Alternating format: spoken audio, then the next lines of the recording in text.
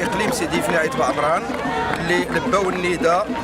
باش يجيو على المستوى الوطني باش ننفذوا بالتصريحات ديال الامين العام للامم المتحده بن كيمون حول الصحراء المغربيه، وتنبرهنوا وتنثبتوا للعالم اجمع اننا متحدين وراء قائد البلاد، واننا لن نسمح في حبه رمل في صحرائنا العزيزه.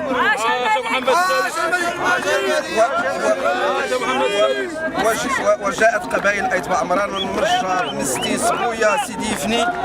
شبابا وشيوخا ونساء وكلهم متحدين وراء قائد البلاد صاحب الجلالة الملك محمد السادس. ولن نقبل بهذه الاستفزازات الغير اللائقة وغير المسموح بها في المنتظم الدولي، وأن جميع الدول المتقدمة والراقية تؤيد مبدأ الحكم الذاتي الذي اقترحه جلالة الملك، وإن كانت